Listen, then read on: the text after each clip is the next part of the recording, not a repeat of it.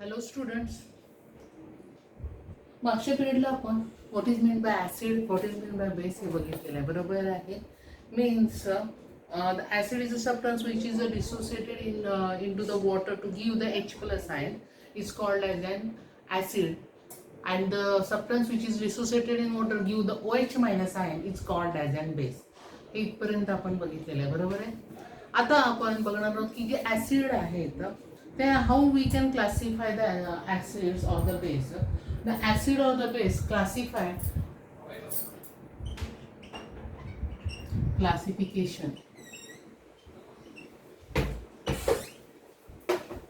That is, acid and base can be classified as the strong acid or the strong base, or weak acid or the weak base.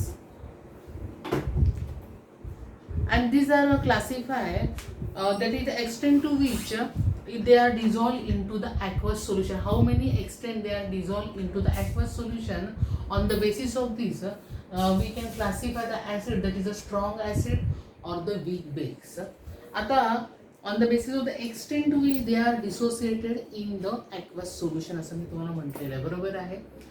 आता actually पहिला आपण बघणार आहोत strong acid.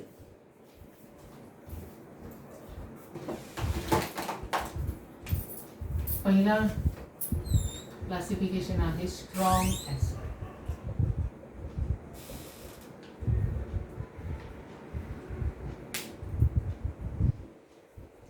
Strong acid means on the dissolving in the water, it is completely dissociated and give the major quantity of H plus ion. Then it is called as a strong acid. Means on the dissolving water, it is a completely dissociated. म्हणजे याचं काय होतं की complete dissociation होतं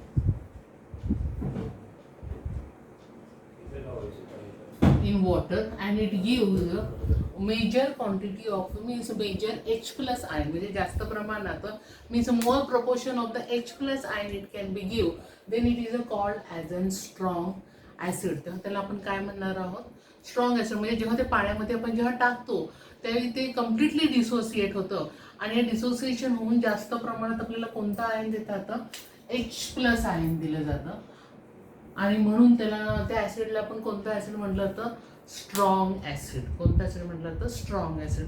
मग हे strong acid कोणकोणते आहेत?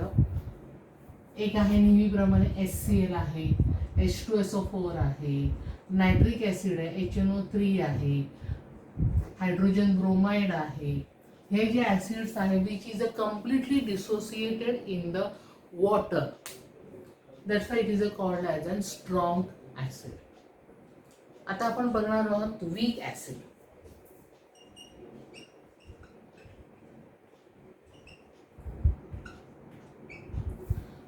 आता वीक ऍसिड म्हणजे काय की असे ऍसिड की which is not completely on dissolving in the water, it is not completely dissociated in water and it give the less proportion of the H plus ion. म्हणजे जेव्हा आपण वॉटरमध्ये डिझॉल्व्ह करतो तेव्हा हे कम्प्लिटली डिसोसिएट होत नाहीत. Dissociate होतात पण कम्प्लिटली म्हणजे लेस अमाऊंट डिसोसिएट होतात आणि त्यामुळे it can give the less proportion of the H plus ion. हे जास्त प्रपोर्शनमध्ये H प्लस आयन देतात म्हणून strong acid, and it give the less proportion of the H plus ions, that's why it is called as a weak base.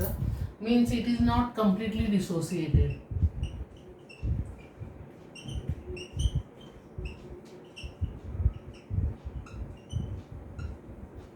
And less proportion of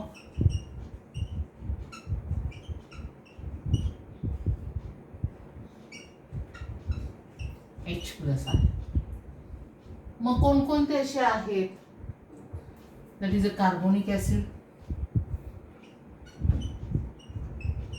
H3CO3. Acidic acid तुम्हाला सगळ्यांना परिचयाचे आहे. म्हणजे हे जे acid आहे त्याला म्हटलं जातं वीक ऍसिड असं म्हटलं जातं. आता हे ऍसिडचं क्लासिफिकेशन आहे. आता आपण बेसचं पण त्याच पद्धतीने बघणार आहोत. That is a strong acid.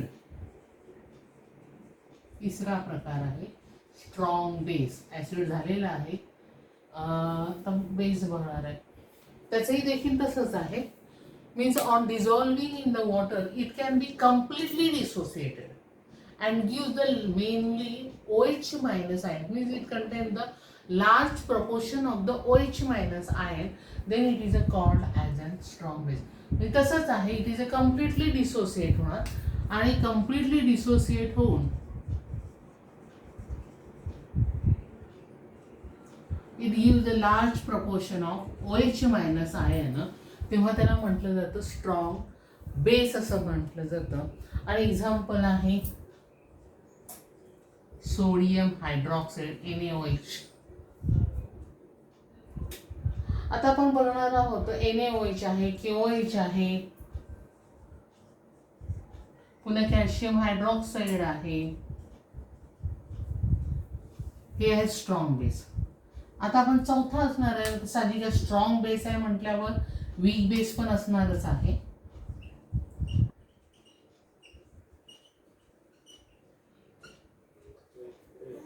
Means on dissolving in the water it is not completely dissociated. Though हा base जो आहे on dissolving in water the base is not completely dissociated and it gives the less proportion of OH minus ion, then it is called as a weak base. ह्या पद्धतीने जसं लेस proportion तसं देखील on dissolving in water it is not completely dissociated and gives the less proportion of OH minus ion, then it is called as a weak base. काय म्हणतात त्याला weak base असं म्हटलं जातं. आता वीक बेस कोणतं आहे तर सगळ्यात उत्तम उदाहरण म्हणजे अमोनियम हायड्रॉक्साईड NH4OH. आलं लक्षात तुम्हाला? म्हणजे ऍसिड अँड बेस आपण कसे क्लासिफाय केले, स्ट्रॉंग ऍसिड आणि वीक बेस. स्ट्रॉंग ऍसिड म्हणजे काय, on dissolving water completely dissociated large proportion of OH minus ion. Weak acid means it is on dissolving in water is not completely dissociated and give the less proportion of H plus ion. Similarly strong base आणि weak base चं पण त्याच पद्धतीचं आहे, पण example मात्र तुम्ही लक्षात ठेवायचे आहे. आता ह्याच्यामध्ये एक आणखी पण एक प्रकार आहे, आपण बेसला एक शब्द वापरतो, तुम्ही कधीतरी ऐकलं असेल किंवा माहीत पण असेल तुम्हाला, त्याचं नाव आहे अल्कली. किंवा सगळ्यांना परिचयच असेल alkali.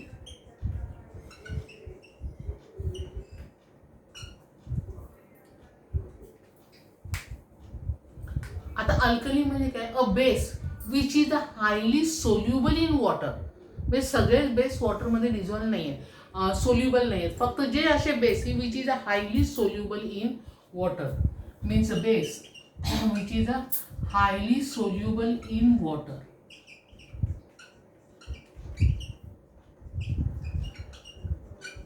A base which is highly soluble in water is called as an alkali. त्याला काय म्हटलं जातं, अल्कली असं म्हटलं जातं. आणि असे स्ट्रॉंग अल्कली आहेत लाईक सोडियम हायड्रॉक्साईड आहे, पोटॅशियम हायड्रॉक्साईड आहे, अमोनिया आहे. आता हे जे आहेत हे काय स्ट्रॉंग हे आहे अल्कली आहेत. काय अल्कली, अल्कलीमध्ये पण प्रकार आहे, स्ट्रॉंग अल्कली, वीक अल्कली. व sodium hydroxide, potassium hydroxide strong alkali आहेत, म्हणजे पोटॅशियम हा स्ट्रॉंग हायड्रॉक्साईड, पण ammonia are the weak alkali आहे. हे लक्षात घ्या. लक्षात आलं तुम्हाला अल्कली म्हणजे काय आणि हे म्हणजे काय? ओके. आता आपण पुढचा जो टॉपिक बघणार आहोत ते म्हणजे basicity or the acidity of the acid or the, म्हणजे बेसिसिटी ऑफ द ऍसिड म्हणजे नक्की काय, तर the number of H plus ion obtained by dissociation of the one molecules of the acid, then it is called as the basicity of the acids. म्हणजे number of H plus ion obtained when it is dissociated in one molecule of acid, then it is called as basicity of the acid. तसंच acidity of the base पण आहे, means the number of OH minus can be obtained by dissociation of one molecules of the base, then it is called acidity of the base. त्याला काय म्हटलं जातं, acidity of the base असं म्हटलं जातं. जेव्हा one molecule of the acid जर आपण डिसोसिएट केलं तर number of H plus ion जे जेवढे मिळतात तेव्हा ते number of H plus ion जे आपल्याला मिळतात त्याला म्हटलं जातं बेसिसिटी ऑफ द ऍसिड. पण जर आपण एखादा बेस आहे, one molecule of the base आहे, तो डिसोसिएट केला ॲक्वस सोल्युशनमध्ये आणि जेव्हा आपल्याला जे number of molecule OH minus ion मिळतात तेव्हा त्याला म्हटलं जातं ऍसिडिटी ऑफ द बेस.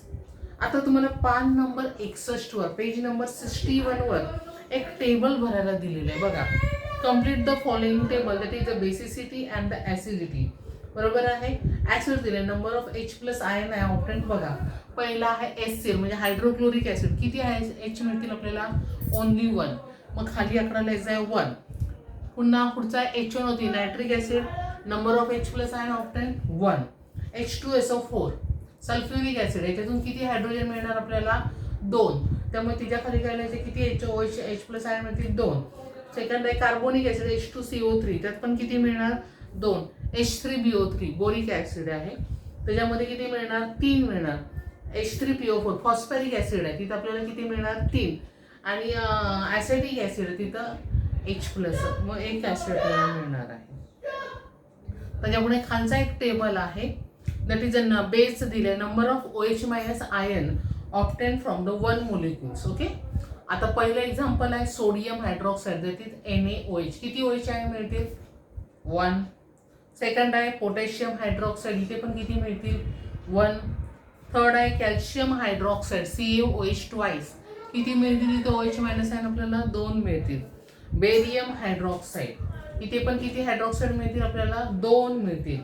नंतर ॲल्युमिनियम हायड्रॉक्साईड AlOH थ्राईस आहे, इथे किती OH आयन मिळतील आपल्याला? एका 1 मोलिक्युल पासून 3 OH मायनस आयन मिळतील. त्यानंतर फेरिक हायड्रॉक्साईड FeOH थ्राईस, किती मिळतील? 3 मिळतील. अमोनियम हायड्रॉक्साईड, इथे किती मिळतील? 1 मिळेल. आलं लक्षात?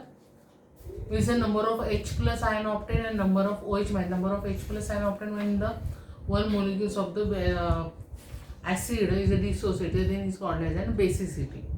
आलं लक्षात तुम्हाला?